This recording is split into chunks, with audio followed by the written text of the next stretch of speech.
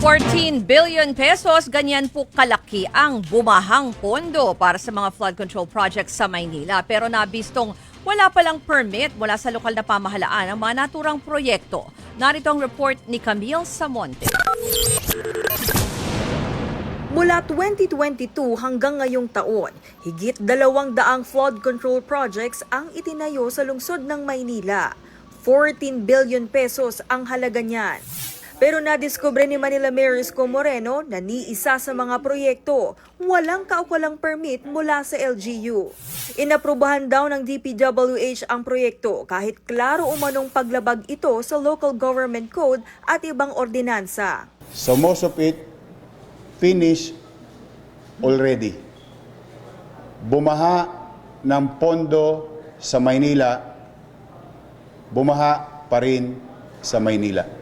Itong lahat ng ito ay walang permit sa lungsod.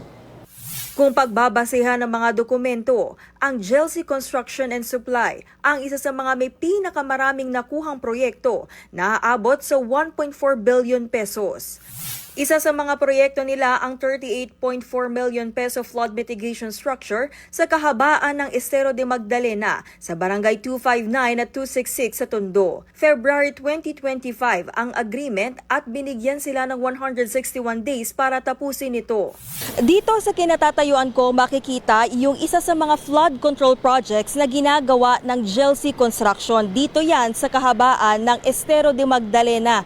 At kung makikita ninyo, hindi pa rin yan tapos hanggang ngayon at patuloy pa rin nga yung kanilang paggawa kahit wala silang anumang permit mula sa Manila LGU. Nirereklamo na yan ng mga residente. Malaking perang ginastos dyan, tapos pagdating ng mga baha daw, hindi naman gumana, hindi naman pinagagana. Nung huling bagyo, puno yung ano na yan, ito, apaw yan.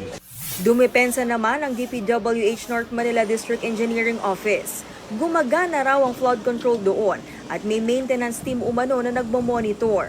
Sa dating administration po, hindi po ni-require yung makakuha ng permit. Papaalam lang po kami na gagawa na pinapayagan po.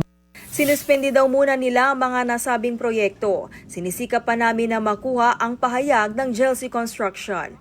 Nagbabalita mula sa Frontline, Camille Samonte, News 5.